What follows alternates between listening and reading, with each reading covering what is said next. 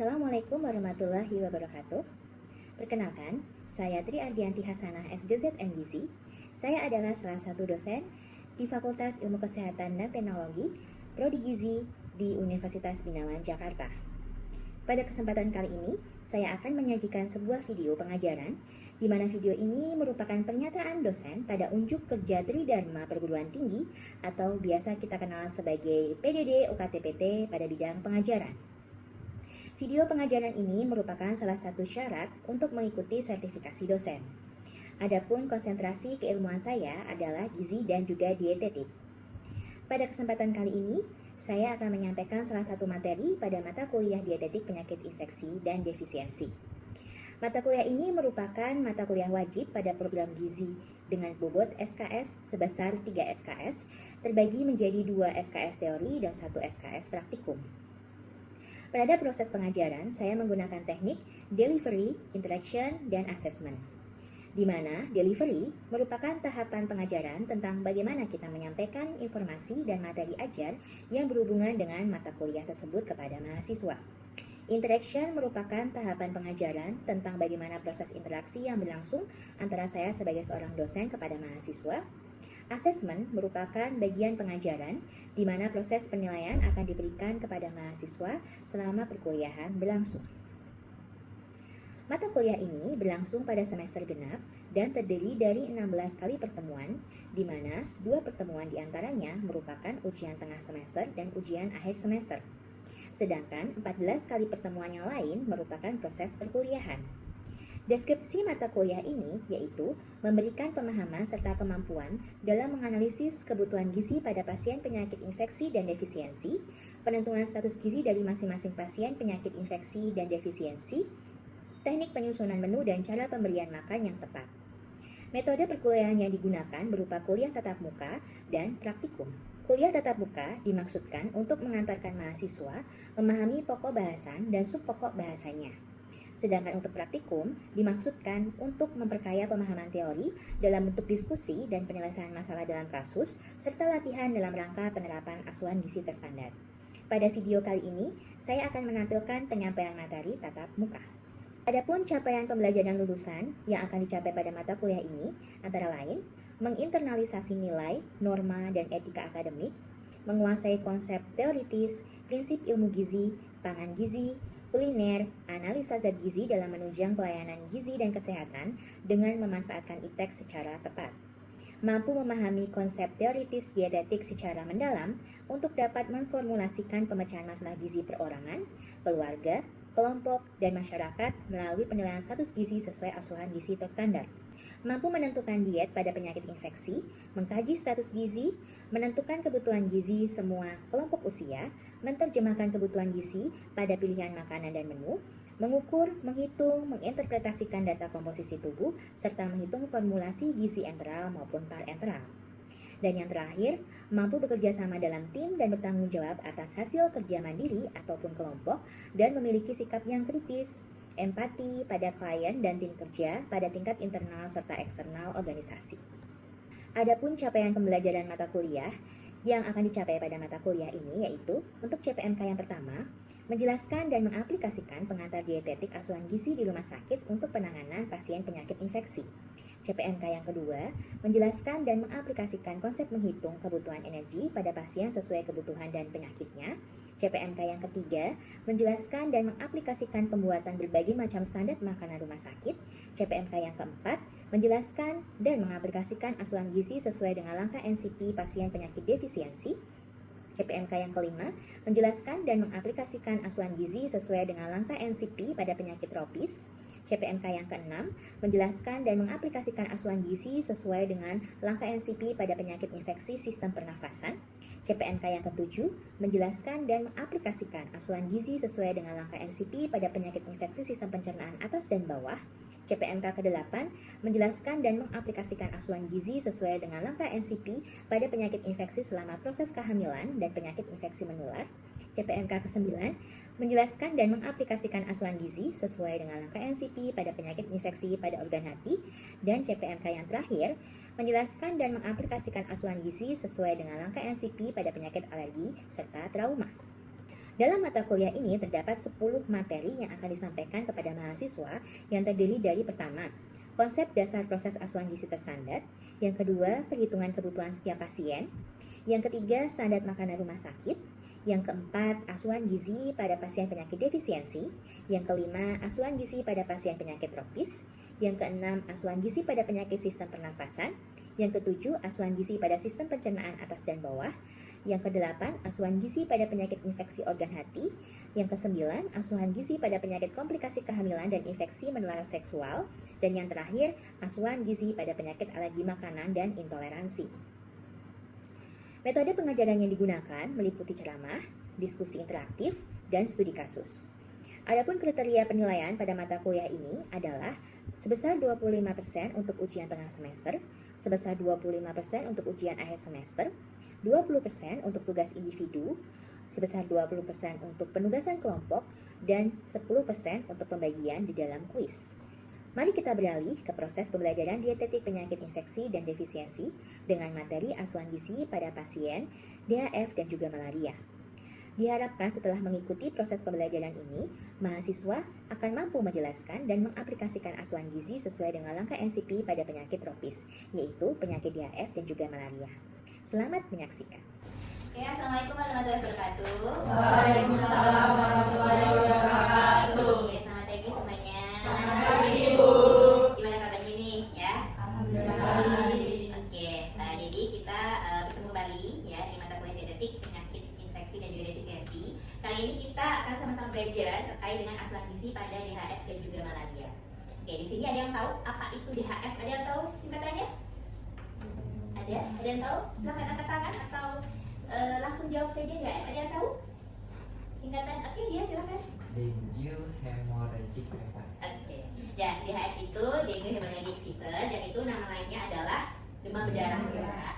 Gitu. Jadi ini adalah penyakit yang memang disebabkan karena virus penularannya melalui nyamuk Aedes aegypti. Bentuknya nyamuknya seperti ini ya. Saya sering menemukan di siang hari biasanya, nah totol-totol ada garis-garis putihnya. Nah itu adalah nyamuk Aedes aegypti ya. Nah gejala klinisnya dari penyakit DHF ini demamnya tinggi dan mendadak ya, dan terus-menerus 2-7 hari tapi tanpa sebab, tiba-tiba aja langsung tinggi ya demamnya.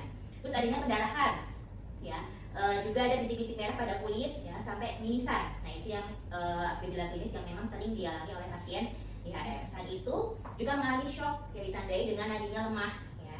Terus cepat, tekanan darahnya menurun juga. Nah ya, kulit terasa dingin dan lembab, pasiennya gelisah dan juga ada sianosis di sekitar mulut. Jadi bentuknya seperti ini ya, nyamuknya setelah menghisap lalu ada titik-titik merah di situ. Onset DHF atau permulaan dari penyakit ini ya. Jadi biasanya itu siklusnya kelana kuda untuk penderita DHF atau DBD ini ya. Jadi dari hari pertama sampai ketiga itu masuk ke pertama demam tinggi dulu, hari pertama sampai ketiga ya. Jadi tinggi ya, itu seperti kelana kuda, bisa dilihat suhu tubuhnya sampai 40 derajat ya. Tiba-tiba di hari keempat sampai kelima itu adalah fase kritis. Jadi hati-hati di fase kritis ini biasanya banyak kasus-kasus pasien DHF itu yang tidak tertolong di fase kritis karena dikira oh sudah turun kok suhunya, tapi ternyata itu adalah fase kritisnya pasien DHF ini. Lalu setelah itu di hari ke-6 sampai ke-7 itu adalah fase penyembuhan ya. Jadi suhunya akan bisa agak naik seperti itu. Memang siklus kelana kuda ini sangat awam diderita oleh pasien DBD atau DHF. Oke, ini ada tata laksana medis ya. Ada derajat 1 sampai 2. Jadi untuk derajat 1 sampai 2 biasanya ada pemberian cairan ya. Seperti infus dan laktat ya. Terus juga dengan kalau memang 100 ml itu dikali dengan berat badan ya. Untuk berat badan kurang dari 25 kg, 75 ml untuk berat badan 26 sampai 30 kg, 60 ml untuk berat badan 31 sampai 40 kg, dan 50 ml untuk berat badan 41 sampai 50 kg. Jadi ini tata laksana medisnya seperti ini. Jadi harus diberikan semacam antibiotik dan juga cairan karena memang pasiennya demam tinggi ya. Gitu. Lalu derajat ketiga ada pemberian cairan dengan infus ninja laktat lagi ya, dengan 10 ml per kilogram berat badan dan dapat diulang seterusnya maksimal 30 ml per kilogram berat badan dalam 24 jam. Itu untuk derajat ketiga. Dan untuk derajat keempat pemberian cairannya sama masih dengan infus ninja laktat sebagai penambah cairan ya, juga ditambah dengan pemberian plasma dextran. Juga jika keadaannya tensi memburuk maka harus dipasang 2 saluran infus dengan tujuan 1 untuk ninja laktat dan satunya kemudian plasma expander. Jadi ada sampai 2 infus untuk derajat keempat. Jadi tergantung dengan tingkat keparahan dari penyakit tersebut. Nah, itu tadi udah dari medis, gejala dan sebagainya. Kita masuk ke asesmen gizinya. Asesmen gizi, asupan gizi yang keberapa?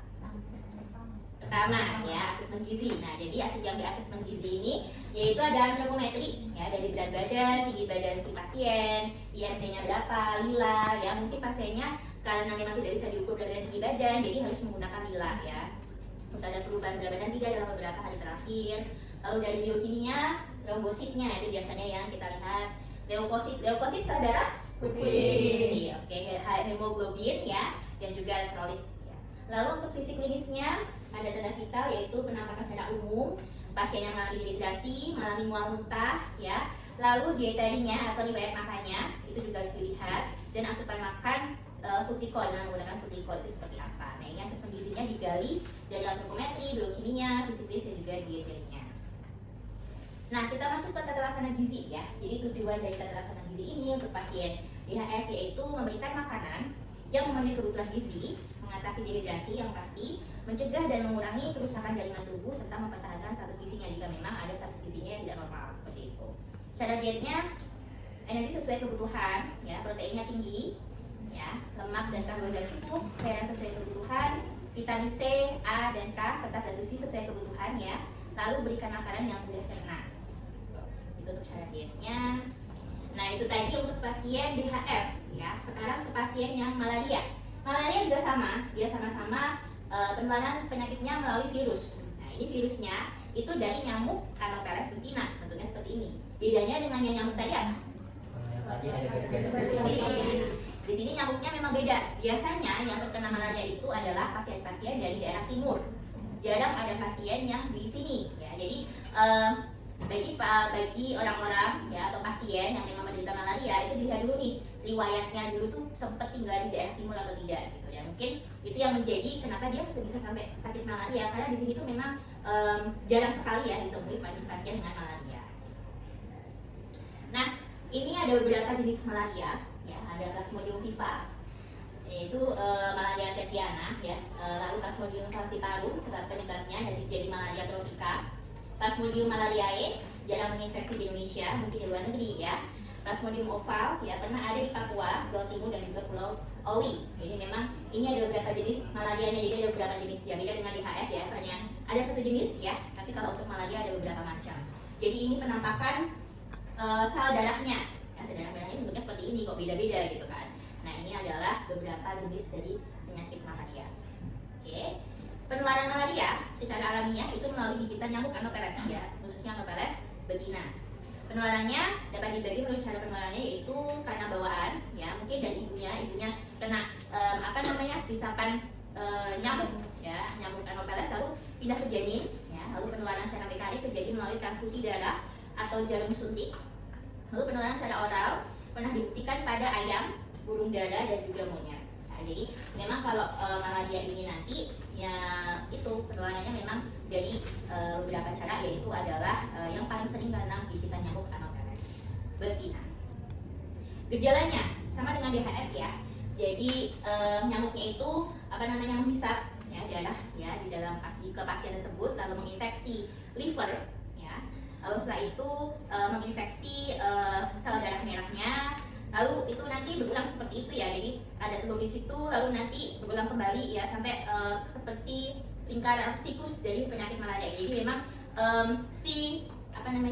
nyamuk ini itu akan meninggalkan jejak di dalam tubuh si pasien tersebut. Jadi biasanya kalau pasien malaria kalau memang sudah punya pernah sakit malaria, dia juga akan rentan kena malaria lagi, gitu. Karena memang di dalam tubuhnya sudah ada si bibit dari nyamuk Anopheles butina ini, gitu. Jadi dia akan menginfeksi dengan liver. Jadi biasanya SGPT, SGOT-nya juga akan tinggi, gitu kan. Terus juga beberapa biokimia lain, ya, itu akan sangat tinggi sekali, gitu, yang mempengaruhi dengan livernya atau hati, ya.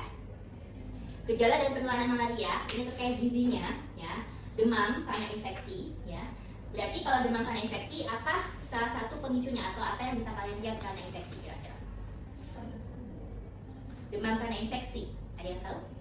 Sel darah putihnya di mana? Ya, meningkat ya, kadar proteinnya meningkat. Lalu dia mengalami anoreksia, ya dia mengalami hilang nafsu makan karena badannya sudah demam, jadi dia tidak mau nafsu makan. Lalu adanya anemia, ya jadi si Plasmodium ini menginfeksi sel darah merahnya tadi seperti di gambar sebelumnya.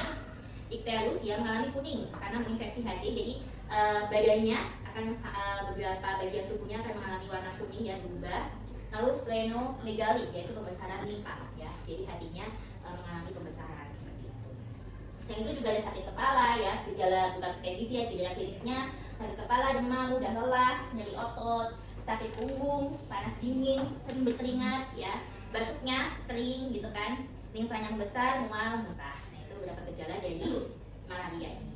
Hampir mirip sama DHF tadi, ya. Nah malaria berat disebabkan oleh fase paru-stadium aseksual, ya malaria dengan disertai satu atau lebih kelainan seperti tertera di bawah ini, yaitu hiperparasitemia, ya jadi lebih dari 5% eritrosit dihinggapi parasit malaria. Lalu anemia berat, ya hemoglobinnya kurang dari 7,1. Terus icterus yaitu kadar bilirubin serumnya lebih dari 50 milimol per liter. Hipoglikemia kadang-kadang berhubungan dengan pengobatan quinine. Lalu gagal ginjal, ya karena kreatininnya itu lebih dari 3. Dan diuresis kurang dari 400 ml per 24 jam. Hipotermia, ya suhu badannya lebih dari 39 derajat dan mengalami shock atau hipotensi. Hipotensi itu adalah tekanan darahnya menurun. Seperti itu ya, gejala klinis yang lain. Nah, ini ada bedanya. Apa sih bedanya malaria dengan DHF atau DBD tadi?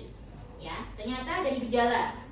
Gejalanya kalau DBD itu nyeri kepala, nyeri otot, kesendian ya, mual muntah tanpa ada pendarahan. Kebalik ya, maaf. Kalau DBD itu berarti ada pendarahan, tapi kalau malaria tidak ada pendarahan seperti itu. Lalu di masa inkubasi ya, itu 3 sampai 4 hari, 1 sampai 3 minggu. Lalu pertolongan pertamanya harus minum sebanyak mungkin. Lalu jenis nyamuknya itu yang pasti berbeda. Kalau DHF apa? Oke, kalau malaria? Ya, jadi perbedaannya sangat kelihatan ya, walaupun sama-sama sumbernya dari nyamuk ya untuk penularan penyakitnya, tapi ternyata nyamuknya berbeda dan dari gejala masa inkubasi pertolongan pertamanya itu juga berbeda. Nah ini diagnosis medis ya, bisa dengan darah ya, lalu juga bisa tes antigen, lalu juga tes serologi supaya bisa mendeteksi penyakit malaria.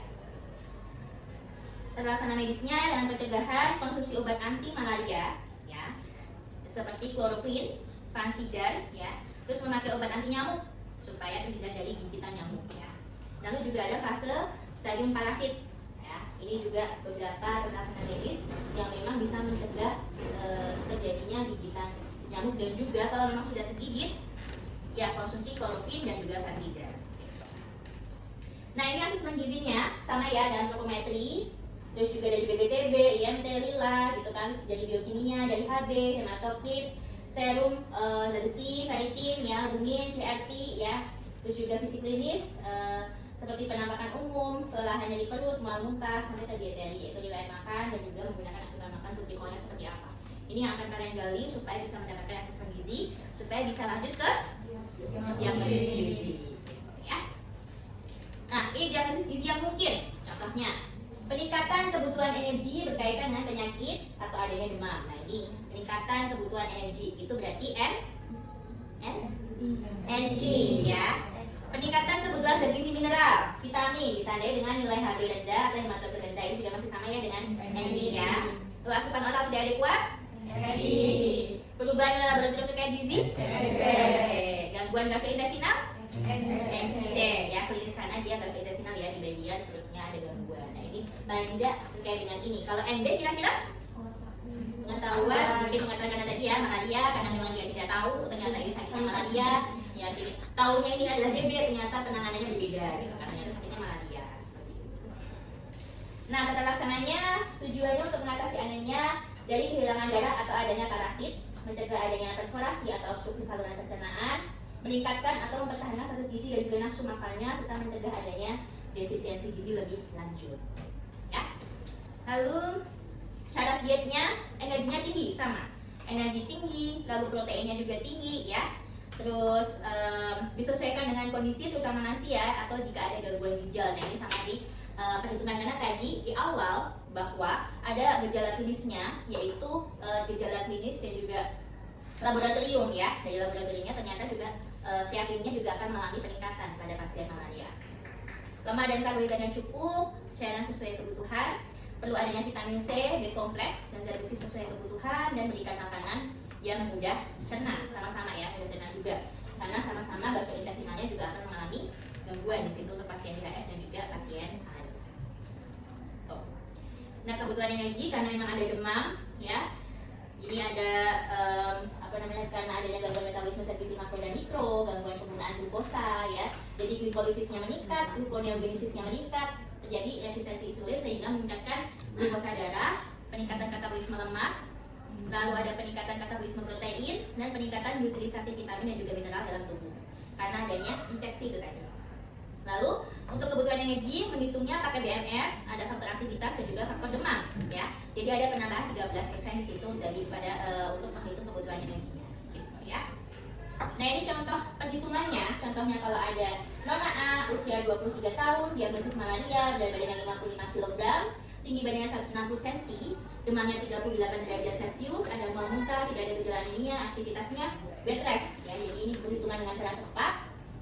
BMR-nya 25 kilokalori per kilogram berat badan dikali 55 kilo karena berat badannya 55 kilo. Jadi kebutuhannya 1375. Karena ada faktor aktivitas dihitung juga di sini. Karena aktivitasnya apa? Bed rest ya. Jadi 20% dikali dengan BMR-nya, jadi 275 kilokalori. Ditambah dengan adanya faktor demam. Pasiennya demam berapa derajat? 38. Dari normal 3. Normalnya 3. 7 ya. Normalnya adalah 37 derajat. Karena 37 dari 38 itu naik 1 derajat Celcius, maka ada peningkatan 13% saja ya. Jadi 1375 dikali 13% jadinya 178,75 kilokalori. Jadi total kebutuhannya semuanya ditambah. Jadi pasien Nona A ini memiliki kebutuhan 1828,75 kilokalori ya. Jadi seperti ini perhitungan kebutuhan energinya menggunakan cara cepat ya. Seperti ini. Oke, rekomendasi BCA pada kasus infeksi. Jadi asam amino esensial BCA itu kan adalah asam amino yang tidak dapat disintesis oleh tubuh sehingga harus diperoleh dari makanan yang dikonsumsi. Jadi tidak bisa diciptakan dalam tubuh gitu ya. Asam amino non esensial adalah asam amino yang dapat disintesis oleh tubuh. Jadi branched chain amino acid ini memiliki fungsi yaitu membantu pembentukan energi tubuh yang menghambat pemecahan otot dengan cara menstimulasi signal ya mTORC1 terhadap regulasi translasi mRNA sehingga akan mempercepat sintesis proteinnya. Makanya proteinnya kan dibutuhkan sangat tinggi untuk pasien DHF dan juga pasien malaria. Selain itu juga untuk memperbaiki resistensi insulin yang tadi di awal sudah disebutkan bahwa dia akan mengalami peningkatan glukosa darah juga karena infeksi penyakit itu. Ya, ini ada beberapa rekomendasi BCAA pada kasus infeksi ya. Contohnya makanan apa aja ini? Food groups contribution. Ada apa aja makanannya? Red meat ya, daging merah. Terus apa lagi? Ikan, seafood, susu, keju ya. Yang paling tinggi kira-kira apa? BCAA-nya. Paling tinggi ada 36,3 itu daging ya, daging merah. Terima kasih. Ini ada contoh beberapa rekomendasi BCA yang memang bisa kalian gunakan sebagai contoh pembuatan menu pada saat nanti ada kasus. Oke? Ada yang mau ditanyakan? Ya, silakan. Yang perhitungan itu faktor demamnya, misalnya dia naik 1 derajat itu 13%. Berarti kalau misalnya dia naiknya 2 derajat apa? 13% ditambah 13% lagi. Jadi berapa persen? 26%. Jadi setiap peningkatan 1 derajat ini normalnya itu 3/7. Selanjutnya itu nanti peningkatannya ditambah 13%, ditambah 13% seperti itu. Jadi semakin banyak total kebutuhannya diperlukan. Nah, jadi memang harus ada penambahan energi dan juga yang pasti ada penambahan cairan juga. Tuh, oke, ada lagi? Ya. Ini sebenarnya izin bertanya, jadi kan untuk DHF. DHF sendiri itu kan punya tahapan penyakitnya dari demam tinggi, terus fase kritis sama fase penyidikan. Emang tadi di fase kritis. Nah, tadi Ibu menjelaskan kalau di sampai fase kritis itu biasanya demamnya turun, tapi kebanyakan pasien itu yang benar benar sadar dan ternyata di situ tuh masih ada bisa terjadi komplikasi. Itu saya baca dari web tadi Bu. Jadi kenapa di fase kritis itu padahal kan demamnya udah turun tapi masih terjadi komplikasi sama si pasien. Oke. Karena di fase-fase di hari ke-4 sampai ke-5 dari awalnya kan tinggi ya, suhunya tinggi. Nah di fase ini tuh biasanya fase di mana orang-orang itu kayak semacam dia tuh merasa bahwa lalai seperti itu. Jadi mungkin tidak menjaga atau mungkin sudah merasa bahwa badannya sudah sembuh, tidak ada penyakit apapun dan sebagainya. Ternyata di fase ini itu malah fase kritisnya yang memang harus benar-benar dijaga semuanya. Jadi pola makannya, cairannya juga ditambah, tapi orang-orang beranggapan bahwa itu sudah sembuh. Kira 40 derajat Celcius, saya sekarang di fase kritisnya itu ternyata saya udah bebek aja kok gitu kan. Jadi dia udah lalai di fase itu. Padahal di situ sangat kritis sekali, dan di fase lalai itu mungkin mereka sudah menganggap sembuh itu tadi, dan akhirnya dia tidak aware dengan kesehatannya seperti itu. Jadi kebanyakan sih di fase-fase kritis ini si pasien itu tidak bisa tertolong. Oke, ada lagi? Oke, kalau tidak ada, jadi kita di praktikum ya, kita akan ketemu di sesi praktikum selanjutnya. Itu ada kasus ya, sudah dibagikan kelompoknya, ada berapa kelompok? Ada 4. Oke, sebentar ya. Untuk kasus, ini sudah saya siapkan kasusnya. Jadi ada 4 kelompok.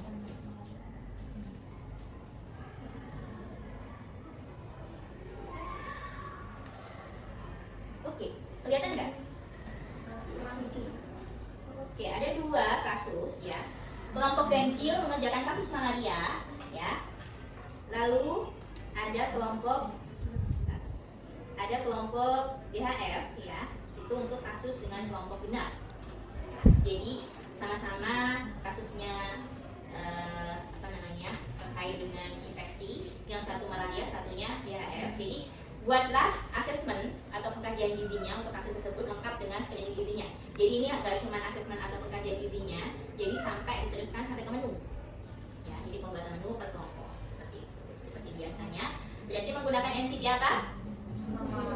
NCP versi lengkap, ya. Jadi ada 2 ya kasusnya. Jadi sendiri-sendiri kasus malaria, kelompok ganjil. Kalau untuk kasus genap ada kasus DHF. Oke. Kita akan kembali ke sesi praktikum ya untuk selanjutnya. Jadi ini sesi materi. Nah, untuk tahu saya seberapa kalian paham dengan materi yang saya sampaikan, saya akan kasih kuis ya. Siapkan HP kalian. Oke. Jadi untuk mengetahui seberapa paham kalian dengan materi yang saya sampaikan, ini ada kuis ya. Silahkan kalian scan barcode-nya atau mungkin pakai pin. Ya, yang juara pertama.